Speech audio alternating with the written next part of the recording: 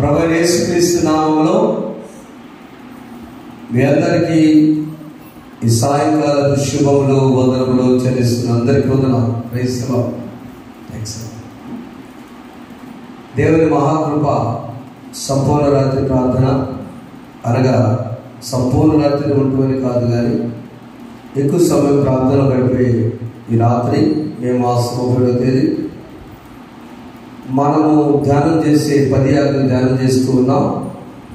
మరియు ప్రార్థనలో ఎలా ఉండాలో ప్రార్థన గురించి కూడా మనం 2వ అంశంలోకి వెళ్ళబోతున్నాం. కనుక చదవన వాక్య భాగంలో నుంచి సామెతల గ్రంథం ప్రతిదినము మనము ఉదయకాలము కీర్తన ధ్యానం చేసుకోవాలి, సాయంకాలము సామెతలు ధ్యానం చేసుకోవాలి. ఈ సామెతల్లో 3వ అధ్యాయంలో మొదటి వచనము, నా కుమారుడా నా ఉపదేశంలో మానవకము, నా ఆజ్ఞలను హృదయపూర్వకంగా గాయక. చిన్న ప్రార్థన. పరిశుద్ధానికి స్తోత్రాలు. ఇప్పుడు మా బిడ్డల పాటల పాట ద్వారా, ఆరాధన ద్వారా, ప్రార్థించడం ద్వారా, వాక్య పఠనం ద్వారా మరిపరిచినారు. 3వ ఆజ్ఞను ధ్యానం చేయబోతున్నా. మీరు మాతో ఉండండి. యేసు నామమున వేడుకొంచున్నాము తండ్రి, ఆమేన్.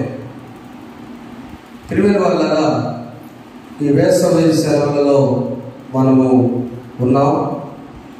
కానీ మండు ఎండలు ఎప్పుడు లేనంత అధికమైన ఎండలు కూడా ఉన్నాయి.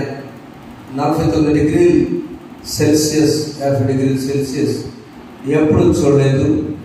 ఊటీలో చాలా తక్కువ ఉంటుంది, 10 డిగ్రీలు ఉంటుంది. కానీ ఈ సంవత్సరం 20 డిగ్రీలు. కానీ ఇప్పుడే మా సోదరులు బెంగళూరు ఫోన్ చేశారు. అంటే ప్రతి చోట కూడా అధికమైన ఉష్ణోగ్రత, అనగా భూమికి మనకి పైగా ఆ సూర్యునికి భూమికి మధ్య గొడుగులాగా ఒక పొర ఉంది. దాని పేరు ఓజోన్ పొర. ఆ పొర ఎప్పుడైతే కొంచెం కొంచెం కొంచెం కొంచెం చిల్లు పడుతూ ఈ యొక్క సైన్స్ అధికమవడం ద్వారా, అనేక ర్యాకెట్స్ పంపడం ద్వారా, అనేక మొబైల్ ఫోన్స్ ద్వారా, అనేక ఉపగ్రహాలు పంపడం ద్వారా టోటల్గా దేవుడు చేసిన సృష్టిని మానవుడు కదిలిస్తున్నాడు. మానవుడు కదిలించడం ద్వారా మానవుడే బాధపడుతున్నాడు. ఉత్తరాలు రాసుకున్న రోజు అందరూ బాగున్నాం.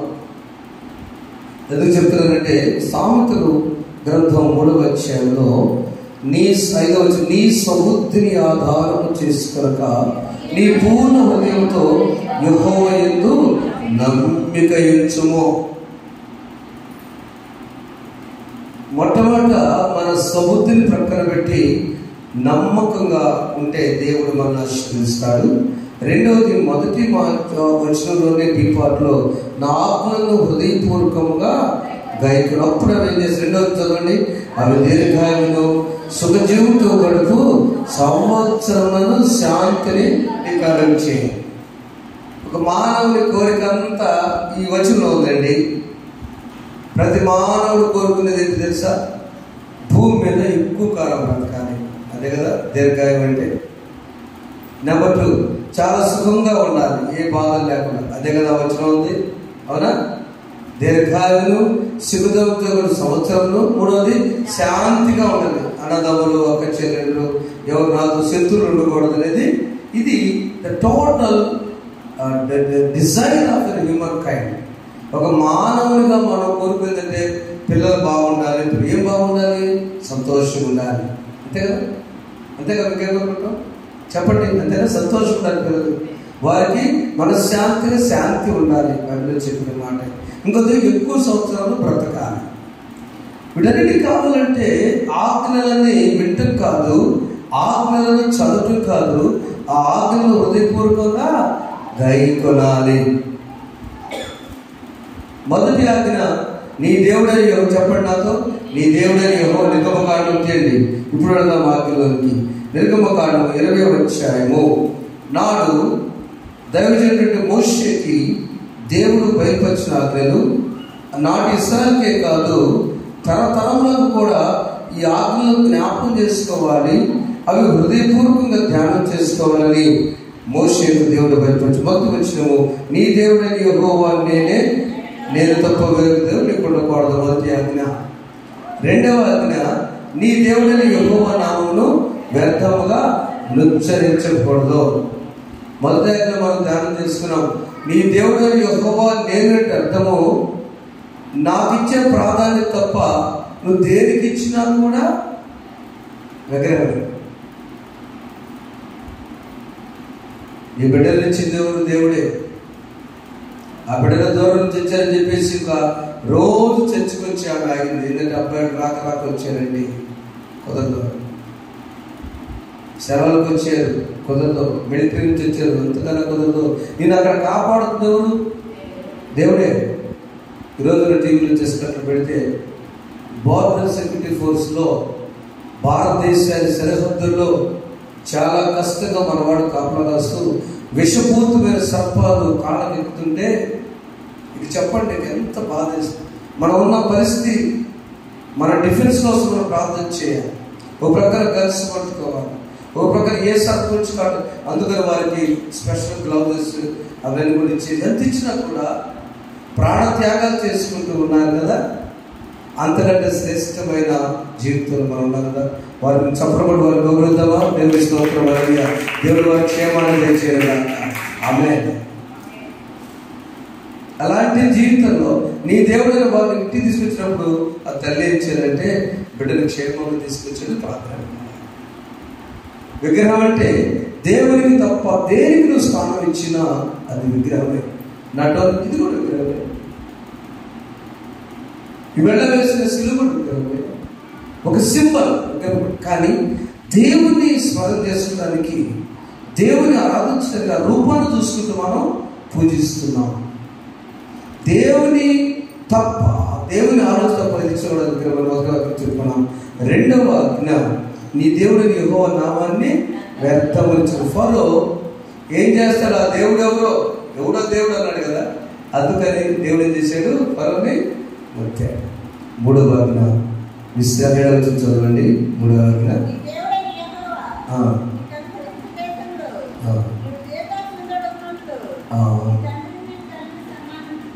పైన ఆజ్ఞలో మనం మూడవ ఆజ్ఞ విశ్రాంతి దినమును పరిశుద్ధము, విశ్రాంతి దినమును పరిశుద్ధముగా ఆచరించటకు జ్ఞాపకం ఉంచుకుని వచ్చిన. విశ్రాంతి దినమును పరిశుద్ధముగా ఆచరించటకు వచ్చిన జ్ఞాపకం వచ్చి. ఇందాక మనం సామెతలు చెప్పిన మాట, దేవుని ఆజ్ఞను మనపూర్వకంగా ధ్యానం చేస్తాం. చూడండి, విశ్రాంతి దినాన్ని పరిశుద్ధంగా ఎత్తుకుంటే లాభాలు ఎందుకు చూద్దాం. ఆనాడు మోషేకి ఎందుకు దేవుడు చెప్పాడంటే, కీర్తన గ్రంథం 23వ కీర్తన 6వ వచనంలో ఒక మహారాజు అయినటువంటి దావీదు కీర్తన గ్రంథం 23లో రాజుగారు ఏం చెప్పాడంటే, ఆ తన జీవితంలో అన్ని చూశాడు. ఆయన బాల్యంలో గొర్రెల కాపరిగా ఉన్నాడు, యవనస్తుగా ఉన్నప్పుడు గొలియాతును ఎదుర్కొన్నాడు. ఆ తర్వాత దేవునిచ్చే బిడ్డగైనప్పుడు మహారాజు అయ్యాడు ఇశ్రాయేలు దేశానికి. రాజు అయినాక పాపంలో కూడా పడిపోయాడు. పాపంలో కూడా ఏం లేదని పశ్చాత్తాపడ్డాడు.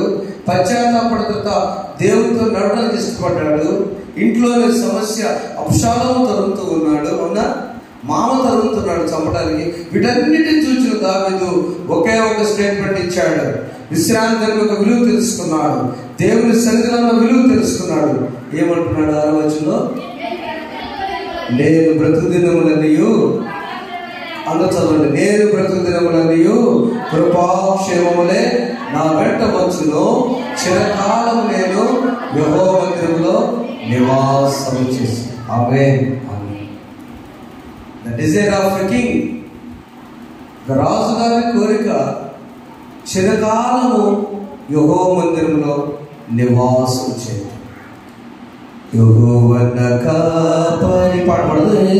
యెహోవా నా కాపరి, లోయలను లోతులను, యెహోవా నా కాపరి, సముద్రమును సమరమును, యెహోవా నా కాపరి, యెహోవా నా కాపరి, చిరకాలము నేను యెహోవా సన్నిధిలో, చిరకాలము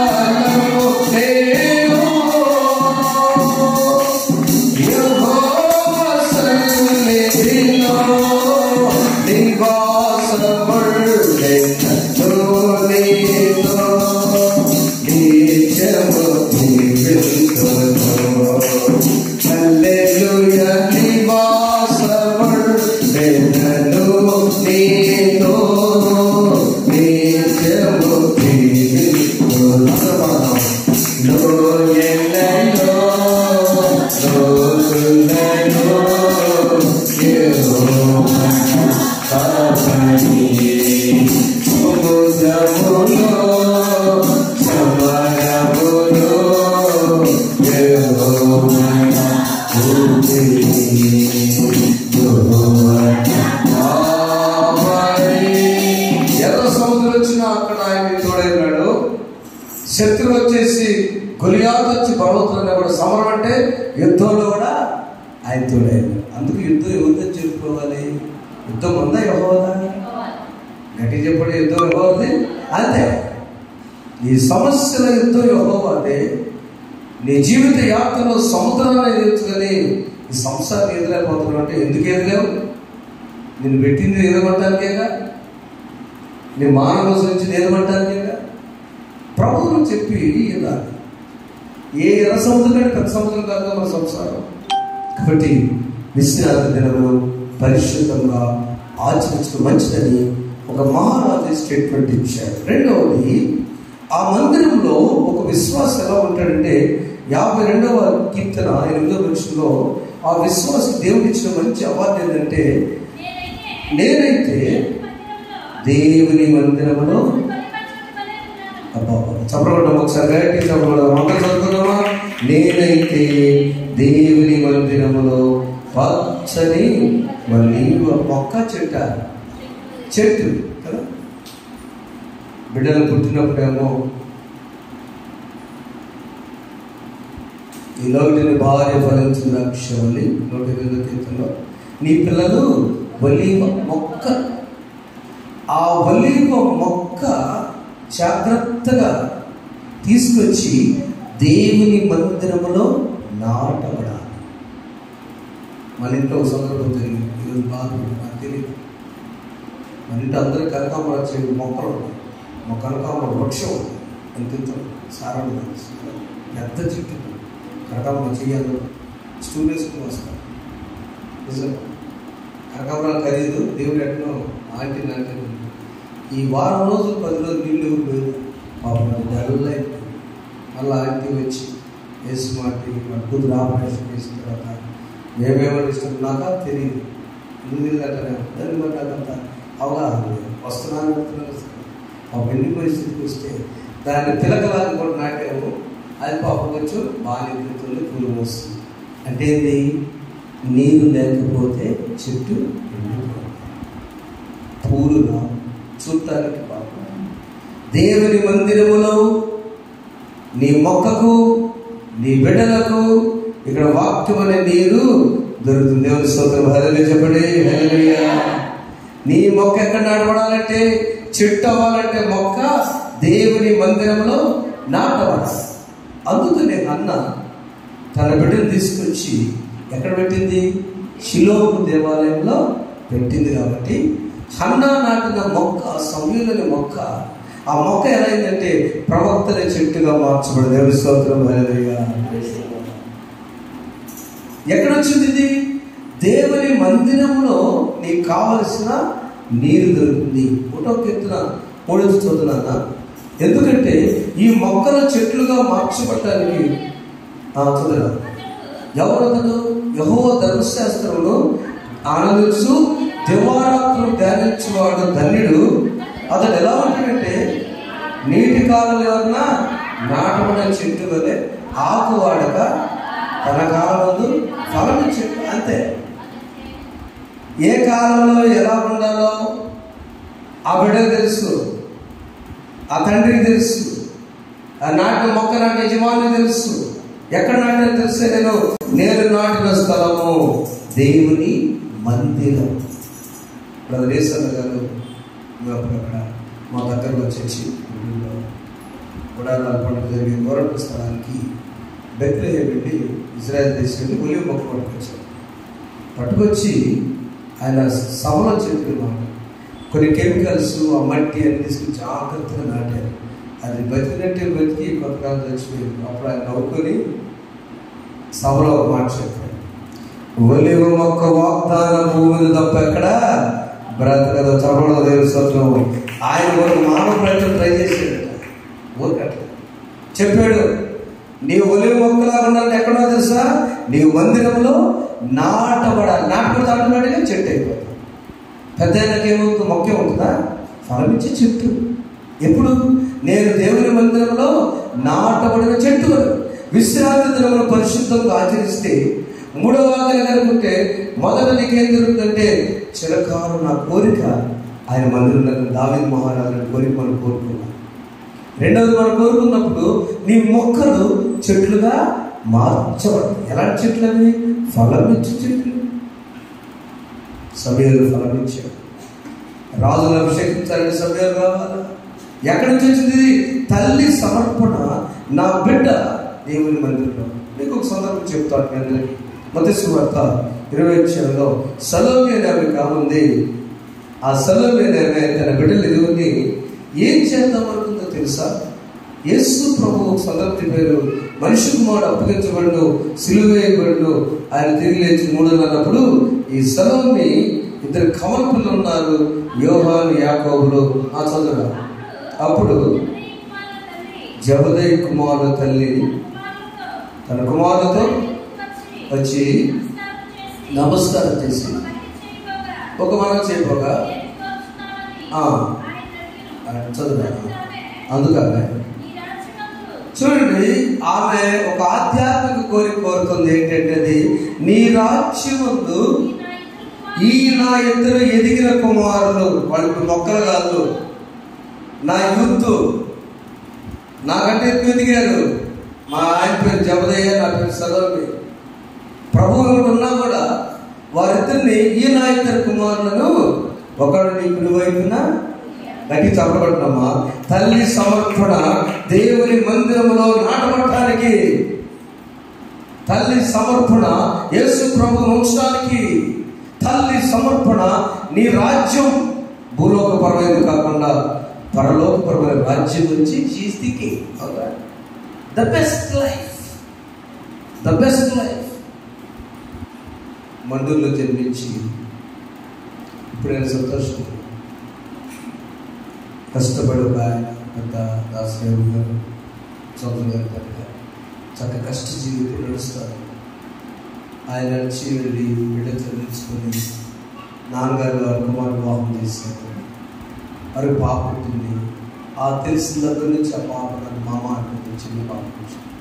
ఈ రోజున తన వివాహం వల్ల నా చేతుల మీద జరిగించి ఇప్పుడు బెంగళూరు కాపర్ పెట్టి తన ఫస్ట్ ఫ్లోర్లో చేశారు. బాబు బిడ్డకి ఏం తెలియకుండా పెంచావు. నువ్వు మేనమామ, ఆధ్యాత్మిక మేనమామ. ఇప్పుడు ఇస్మాయిల్ బెంగళూరులో ఉంది, ఊటికి తెచ్చావు. ఆ చెప్తున్న మాట తెలుసు, ఆధ్యాత్మిక మాట. మీరు ప్రతి సంవత్సరం చేసే ప్రార్థన అప్పటికి ఆశీర్వదించు. శబ్దం సొంతం హల్లెలూయా. యాజకులమైన తల్లిదండ్రులమైన మన బిడ్డల గురించి మనం చేసే ప్రార్థన, ఆ పాప 25 సంవత్సరాల వచ్చేసరికి 20 కిరీటాలు దేవుడు ఇచ్చినప్పుడు ఆ మందిరంలో నాటబడిన మొక్క చెట్టు అయినప్పుడు ఆ ఫలాలు చూసుకోవడం ఎంత సంతోషం. అవునా? ఆ ఫలాలు చూసుకోవడం ఎంత సంతోషం. సమస్యలను బిడ్డలను మందిరంలోకి తెచ్చి నాటబడిన చెట్లను తయారు చేసే బాధ్యత విశ్రాంతి దినమును పరిశుద్ధముగా ఆహ్వానించండి. బిడ్డలను ఆహ్వానించండి. ఆ బిడ్డల మందిరాన్ని తీసుకురండి. ఆ మందిరంలో ఆనందాన్ని ఇవ్వండి. మొదలు కొద్దిసేపు ఉంటారు, కొన్నిసార్లు పాటలకు ఎంజాయ్ చేస్తారు, కొన్నిసార్లు కొంచెం ఫెలోషిప్ ఉంటారు. ఏదో రకంలో బిడ్డలు మన మందిరానికి విశ్రాంతిని పరిశుద్ధంగా ఆచరించాలి.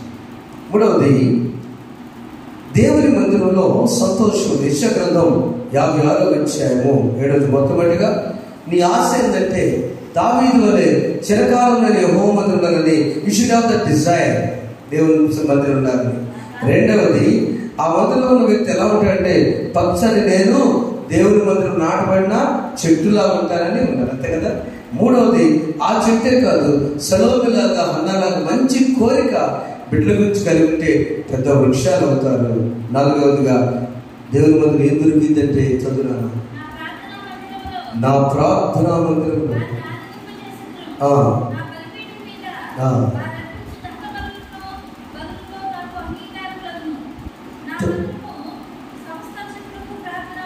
నా మందిరము సమస్త జనులకు ప్రార్థనా మందిరం అనబడును. ఈ మందిరము చాలా ప్రజలకు ఆశ్రయిస్తే కాకుండా అందరి దృష్టిలో ఆనందం. 7వ నా ప్రార్థనా మందిరం వారిని ఆనందింపజేసినది. నిజంగా మీరు గమనించండి, చర్చిలో ఉన్న దానం ఎట్లా దొరికిందా? అమ్మ చెప్పండి, అమ్మ నిద్రపోయి కూడా చెప్పండి. ఎక్కడికి వస్తే ఎక్స్ట్రా వచ్చి కదా. ఇదే కదా, ఏ మందిరంలోకి వెళ్ళినా ఆ కమ్మ నిద్ర పెట్టింది. బయట నిద్ర రాదయ్యా, రాత్రి నిద్ర పట్టలేదు అన్నవాడు చర్చి కాదు, కమ్మ నిద్ర పెట్టింది. తెల్లని ప్లేట్లు, చిన్న మందిరం అయినా, చిన్న మనకు దండాలు తీసిన చక్కని చూడని వాక్యాలు రాసుకుంటే మీరు అక్కడికి వెళ్ళగా ఎందుకు తెలుసా? దేవుని సన్నిధి మనశ్శాంతిస్తుంది. నేను నా మందిరంలో వారిని ఆనందింపజేసేదను. దేవుని మందిరంలో ఆనందం దొరుకుతుందండి. నేను చదువుకునే రోజుల్లో ఒక ఆంటీ గారు నన్ను వారి భోజనం తీసుకున్నారు. ఈ ఆశ్రమ గుడ్డు తిని ఎవరు పిలుస్తారని చూసి చదువు ఇది నేను చదువుతుంది అంతే కదమ్మా. ఎవరైనా పిలిస్తే బాగుంటుంది అనిపించింది. మెస్సల్లో దొరికినా కూడా డబ్బులు కానీ ఇంటి భోజనం కోసం చూసేవాడు. ఎవరు పంపించేవాడు స్టూడెంట్స్ కదా. నాన్నగారు ఖర్చులు పిలిస్తే ఆ ఆంటీ చెప్పింది, అయ్యా నేను పెద్ద హాస్పిటల్స్ గారిని, శనివారం ఎప్పుడు వస్తుందా, శనివారం ఎప్పుడు వస్తుందా, శనివారం ఎప్పుడు వస్తుంది ఎందుకు తెలుసా? ఆ రాత్రి సంతోషపడకూడదు. ఎందుకు తెలుసా? తెల్లారితే నేను దేవుని సన్నిధిలో ఆనందిస్తాను. చెప్పడం ఒకసారి గట్టిగా చెప్పడం. ఆ తల్లి కుమారుడే ఏం స్పెషల్ తెలుసా? మన సంపత్తి ఆమె ఆదివారం శనివారం ఎప్పుడు వస్తుందా, ఆ రాత్రి మేము సంతోషం అన్ని ఆడ పడేసుకుని ఉదయకాలంలో దేవుని మందిరానికి వెళ్ళడానికి లగ్నిగా ప్రభుత్వం క్యాష్ వేసి. నా ప్రియమైన సంగమా, దేవుని పెట్టారా, దేవుని మందిరంలో ఆనందం ఎక్కడ దొరకదు.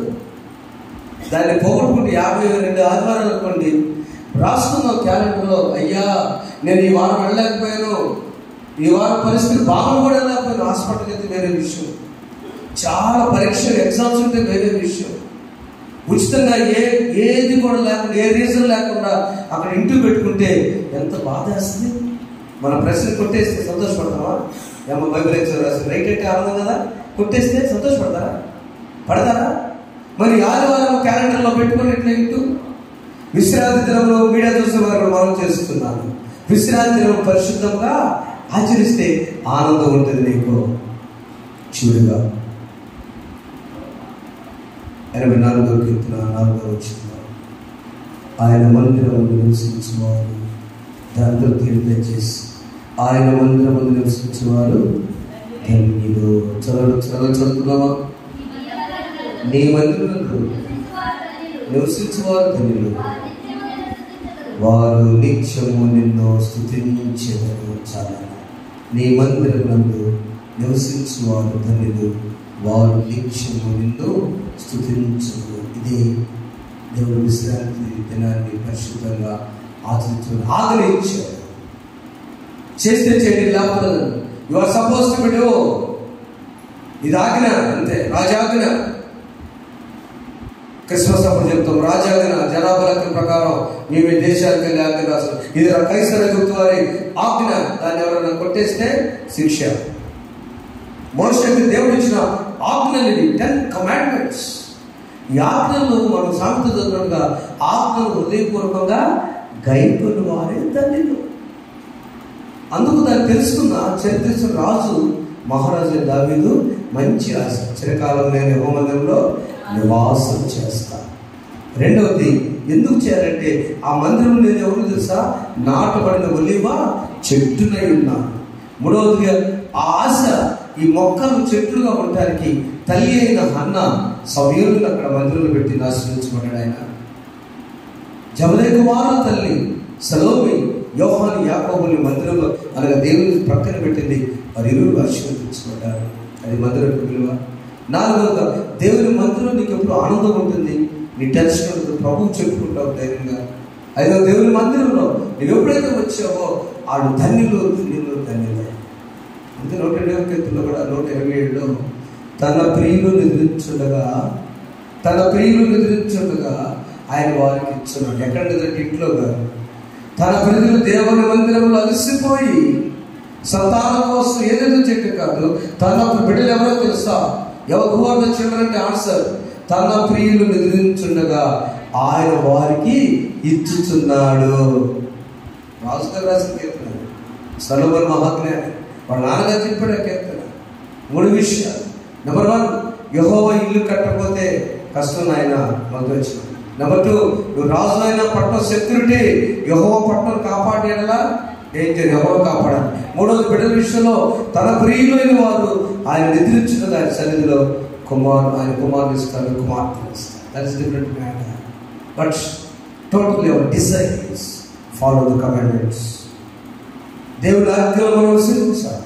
మొదట చెప్పండి, నీ దేవుడిని యెహోవాను నేనే, నేను తప్ప వేరే దేవుడు ఉండకూడదు. 2వ ఆజ్ఞ, నీ దేవుడిని యెహోవా నామాన్ని వ్యర్థముగా ఎక్కడన్నా ఉచ్చరించకూడదు. 3వ ఆజ్ఞ, విశ్రాంతి దినమును పరిశుద్ధంగా ఆచరిద్దాం, ఆశీర్వాదం పొందాం. దేవుడి మాటలు దీవించుగాక. ఆమె మందిరపు విలువ తెలుసుకొని, ఏమిటో మందిరం తెలుసా? జాగ్రత్తగా వహించుకో. 5 రకాల మందిరాలు ఉన్నాయి.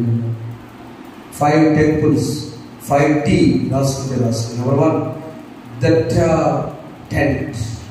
అబ్రహాము గుడారం వేసుకున్నాను. అబ్రహాము గుడారమే మందిరం. నెంబర్ 2, టాబర్నకల్, ప్రత్యక్ష గుడారము. ప్రత్యక్ష గుడారంలో ఇశ్రాయేలు నివాసం దేవుడు. మొదటిది తెర, ఫస్ట్ తెర, అబ్రహాము తెర, టెంట్ అంటే తెర. 2వది ప్రత్యక్ష గుడారం, టాబర్నకల్. 3వది ద టెంపుల్ ఆఫ్ సాల్మన్, సొలొమోను మందిరం కట్టిన మందిరం, యెరూషలేము మందిరం. 4వది ద టెంపుల్ ఆఫ్ క్రైస్ట్, క్రీస్తు అనే దేవాలయము. అందుకని ప్రభువారు ఈ దేవాలయాన్ని పడగొట్టి 3 రోజులు కడతాడు. వాడకున్నారు ఈ దేవాలయం. ఈ క్రీస్తు అనే దేవాలయాన్ని పడగొట్టంటే నేను చనిపోయి తిరిగి 3 రోజులు లేస్తాను, నాకు అర్థం కాదు. చివరి దేవాలయం కొరింథీయులకు రాసిన మొదటి పత్రిక 3వ అధ్యాయం 16వ వచనం చేయండి. కొరింథీయులకు రాసిన అపోస్తలుడైన పౌలు కొరింథీయులకు రాసిన మొదటి పత్రిక 3వ అధ్యాయం 16వ వచనంలో దేవుడి మాట, మీరు దేవుని ఆలయమై ఉన్నారని దేవుని ఆత్మ మీలో నివసించనందు మీరు ఎరుగరా. Don't you know that your heart is the temple of God? He wants to dwell in your heart. మీ దేహము దేవుని ఆలయం. చెప్పండి, మీ దేహం అని బదులు నా దేహము, నా దేహము దేవుని ఆలయం. దేవుని ఆలయంలో నాకు మా సోదరు వచ్చేసరికి శుభ్రంగా ముడుస్తున్నాను, తుడిచారు, ఇంకా తెలుస్తారు. అంటే దేవుని ఆలయం శుభ్రం ఉంటే మనకి ఇష్టం కదా. మన ఆలయం శుభ్రం ఉంటే ఆయనకి ఇష్టం. అందుకనే పాత రోజుల్లో వాడు మన 3వ ఆజ్ఞ ధ్యానం చేసుకుంటుంది. మొదటి ఆజ్ఞ అయిపోయింది, దేవుని యెహోవా నేనే, నేను తప్ప దేవుడు మొదటి వారం చెప్పాం. 2వ ఆజ్ఞ గత వారంలో ఈ దేవుడిని యెహోవా నామం వ్యక్తంగా ఉచ్చరించకూడదు. ఫరో ఉచ్చరించాడు, ఇబ్బంది పడ్డాడు. 3వ ఆజ్ఞ విశ్రాంతి దినమును పరిశుద్ధంగా ఆచరించాలి. ఎందుకు ఆచరించాలంటే రాజు అయిన దావీదు చెప్పాడు, చిరకాలు యెహోవా మందిరంలో ఉండటం మంచి కోరిక. 2వది, మరి నేను మందిరం ఉంటే పచ్చని ఒలీవ చెట్టులా ఉంటాను. 3వది, యెహోవా మందిరంలో అన్నం పెట్టింది సమూయేలుని ఆశ్రయించబడ్డాడు. నూతన నిబంధనలో జబదయి కుమారు తల్లి యేసుక్రీస్తు అనే దేవాలయం ప్రక్కన పెట్టింది, యాకోబు యోహాను ఆశ్రయించబడ్డారు. 4వదిగా ఆయన మందిరం ఎప్పుడు ఆనందం ఉంటుంది. 5వది ఆయన మందిరం ఉంటే దాన్ని. అయితే ఏంటి ఆ మందిరం?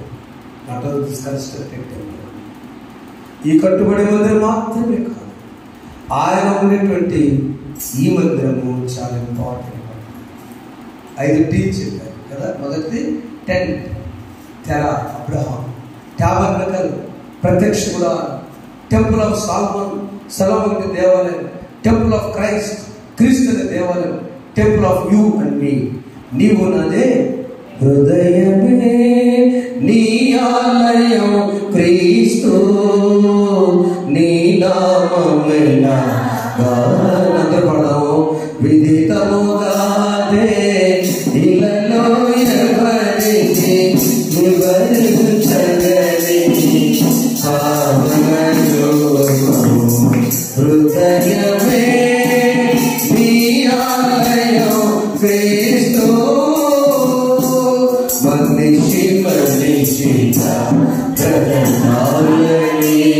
మంచిది మనసులో పెంచాలని సిలువలోని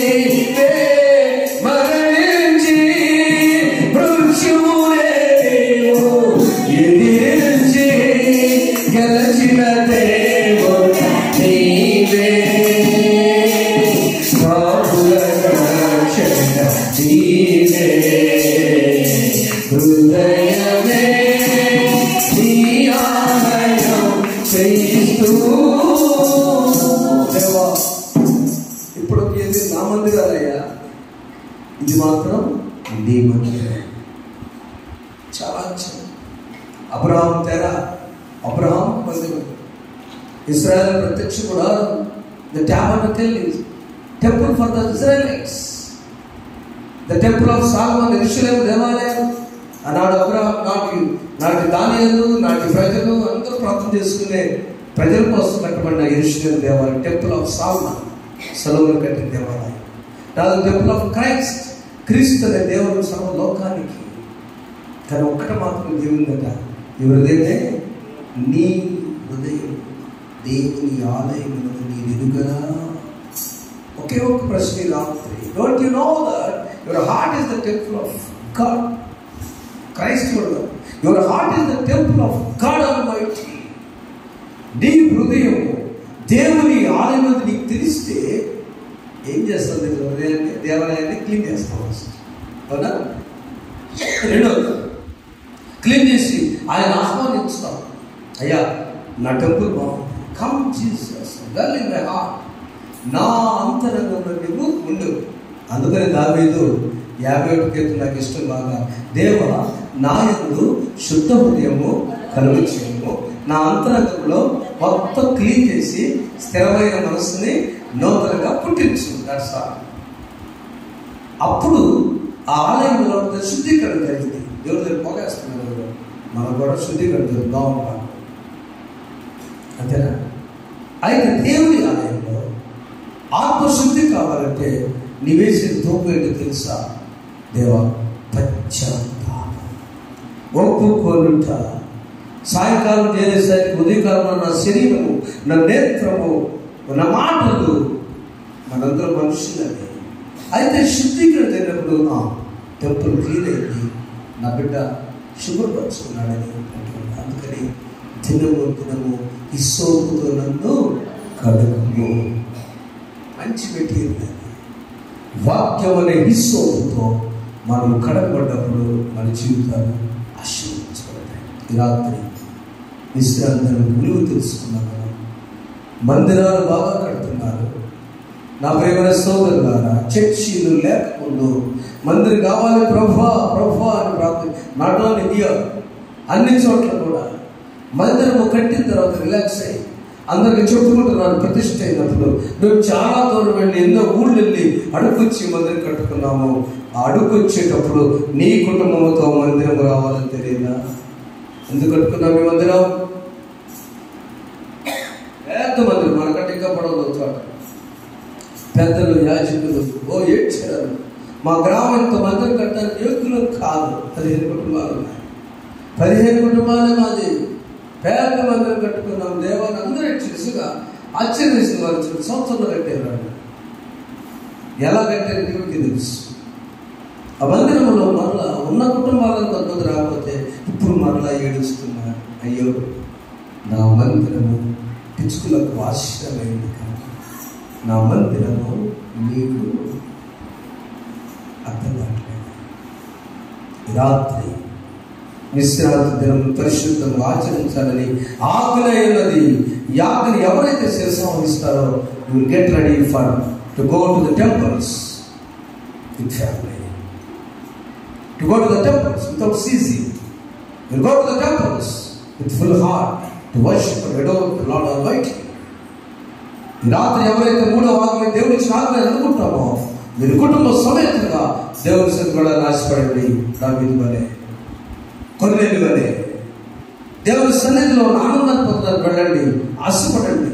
ఆ ప్రారంభాన్ని తీసుకుని వెళ్ళండి. కుటుంబీకుని దేవుడు మనల్ని ఆశీర్వదిస్తాడు. ఎందుకు ఇచ్చాడు 31వ తారీఖు మన దేవుడు మనకు తెలియదు, కానీ ఈ ఆజ్ఞ ఎందుకు దేవుడు మాట్లాడడం తెలియదు, కానీ there is joy and peace in that temple. ఇంకా సోదరుడు కల్వరి టెంపుల్ మన మామగారు మేనమామగారు జయపాల్ గారేమో అక్కడ కల్వరి చర్చ్ పెట్టుకున్నారు చెన్నైలో. ఏం పేరు మా చర్చ్ పేరు? ఏం పేరు? జయపాల్ గారు చర్చ్ పేరు కల్వరి. ఆయనే మేనడు కాబట్టి సొంత ఇద్దరు మనకు దేవుని బిడ్డలారా ఏదైతే మనకేంటంటే ఈ టెంపుల్ మనం దేవుని మందు కాదు, దాన్ని శుద్ధీకరించేద్దాం, పశ్చాత్తాపం ప్రభులో. అందుకని సౌకర్యం ఏం ప్రార్థన చేస్తున్నాడు?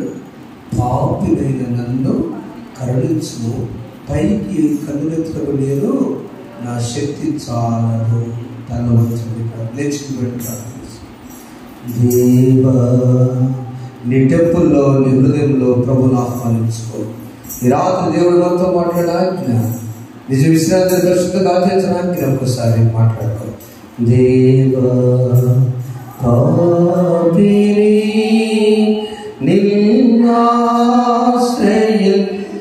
దయచేసి మోకరించగలిగిన వాడు మోకరించండి, మోకాళ్ళలో రొట్టలేని వాడు మాత్రం నిలబడండి. యూత్ అంతా మోకరించిన రిక్వెస్ట్. దేవా, నీ బైబిల్ పట్టుకోండి, నీ బైబిల్ కుడి చేతితో పట్టుకొని పాడతాను ఈ పాట. నీ హృదయం శుద్ధీకరణ జరగాలి. అది దేవుడి మందిరం, అది ఆయన మందిరం. అది దేవా పాపి నిన్నాశ్రయించను,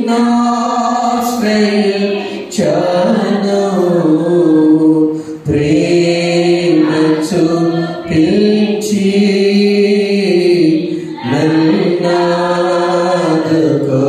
నన్నాదుకోవయ్యా. దేవా పాపిని అపరాధినై అధుడనై అపవాదితో బయట ఉన్నవారు కూడా మీరు దయచేసి లేచినబడి మీకు బైబిల్ పట్టుకున్నాడు ఒకసారి పాడుకోండి. అపరాధినై అధుడనై అపవాదితో అనుచరునై సంచరించేది చీకటిలో పంచన చేసిది నదరిలో, వంచన చేసిది నదరిలో. దేవా పాపిని నిన్నాశ్రయించను, ప్రేమ చూపించి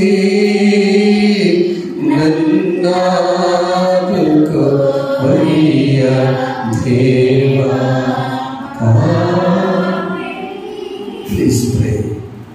దేవుని మందిరంలో నాటబడ్డ మొక్క కాదు, చెట్టు వేద నిబిడ మొక్కలుగా ఉండే చెట్లుగా మార్చబడాలంటే దేవుని మందిరమే విశ్రాంతిని పరిశుద్ధంగా ఆచరించాలి. టిక్కు అని పెట్టుకోవద్దు, ఇంటూ అక్కర్లేదు. 52 వారాలు దేవుడు ఆరోగ్యం, ఆయుష్, ఎంత శ్రమ అయినా, బాధ అయినా, కష్టమైన డ్యూటీస్ అయినా ప్రభువా నీ సన్నిధిలో నిర్మిస్తాను. ఆ కోరుకుందాం. 3వ వాక్య నాయకంగా పాటిద్దాం. అదే గొప్ప ఆశీర్వాదం. ప్రార్థన చేస్తాం. చిన్న ప్రార్థన సోదరుల విషయం నుంచి ప్రార్థన పంపిస్తాం. ఒక్కసారి ప్రార్థన చేస్తాం. పరిసయుడు ప్రార్థన చేస్తున్నాడు, నేను అసౌకర్యం అయిపోయాను, ఎవరు నిందమే సౌకర్యం మాత్రం తరగతి ప్రార్థన చేస్తుంది. దేవా పాపినైన నన్ను కరుణించు, ఆకాశం కన్నట్లో కూడా ధైర్యం చాలక. అది పశ్చాత్తాపం, అది దేవాలయ శుద్ధి, అది హృదయ శుద్ధి. అప్పుడు ప్రభు నుండి మన హృదయం ఆలయంగా మార్చుకుంటాడు. ఆమె పరిశుద్ధమైన మా తండ్రి, ప్రేమ కలిగిన క్రీస్తు ప్రభువా, నీ పరిశుద్ధమైన నామమును వందనాలు. అందరం ప్రార్థన చేసుకుందాం. అందరం కూడా నాయనా, నా హృదయ దేవాలయం నీ ఆలయంలో ప్రభువా. 5వ మాసం నాయన, ఈ దినాన మా ప్రియులందరినీ కూడా మీరు తీసుకొచ్చినందుకు నేను ఎంతో మంది గ్రామంలో ఉన్నాను. నేను కొంతమంది ఎంపిక చేసుకున్నాను. మా ప్రభు మీరు పిలుపు పొందుకున్న వారు ధన్యులు. తండ్రి మీరు పిలుచుకున్నవారు, నేను వారితో మీరు స్పష్టంగా మాట్లాడినందుకు మా అందరితో మీరు ఆసనం ద్వారా మాట్లాడినందుకు నాయన గుడారాన్ని ఉన్నాను. మా తండ్రి రాత్రి నీ ఉదయం దేవునికి ఆలయమైనదని మీరు ఎదురుగా దాన్ని ఎందుకు పాడు చేస్తూ ఉన్నారని పౌరు గారు మాట్లాడుతూ ఉంటే, తండ్రి నా హృదయం ఎలా ఉన్నదో, దేవునికి ఇష్టమైనటువంటి మందిరంగా ఉన్నదా లేదా, దాన్ని ఏ రీతిగా నేను పాడు చేసుకుంటూ ఉన్నాను, ఏ రీతిగా దాన్ని క్లీన్ చేసుకోవాలి అనేటటువంటి మాటలు మా ప్రభు రాత్రి మా హృదయంతో మాట్లాడింది కొందరు. ఈ వాక్యంతో మా హృదయాన్ని ప్రతి నిత్యము నాయన శుద్ధి చేసుకోవడానికి సహాయం చేయండి. ఈ వాక్యం వెలుగులో మా ప్రభు మేమందరం కూడా నాయన మా పాపములను మా మరణములను వెతుక్కోవడానికి సాయం చేయండి తండ్రి. నీకు వందనాలు.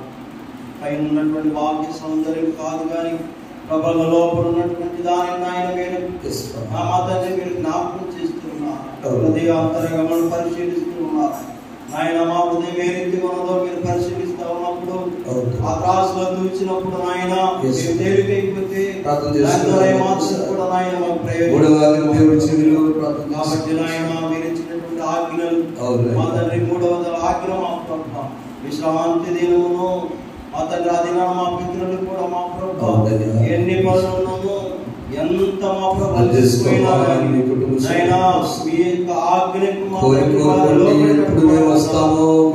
ఆ రీతిగా మా ప్రభు ఆచరిస్తూ ఆయన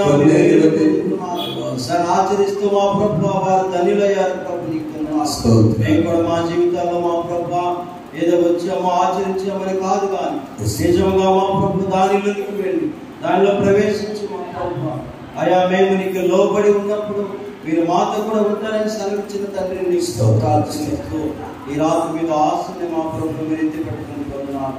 వారిని వారి కుటుంబాన్ని వారి పరిచర్యలంతటిని గ్రామాన్ని నాయన బిడ్డలందరినీ కూడా జ్ఞాపకం చేసుకోమని విన్నటువంటి మాటలు మా హృదయంలో ఫలించినట్టు సహాయం చేయమని యేసు నామమును బట్టి అడిగి వేడుకుంటున్నాము తండ్రి. దేవుడు మీకు మీ కుటుంబాలతో వెళ్ళి మీ హృదయంలో రక్షణ కాక.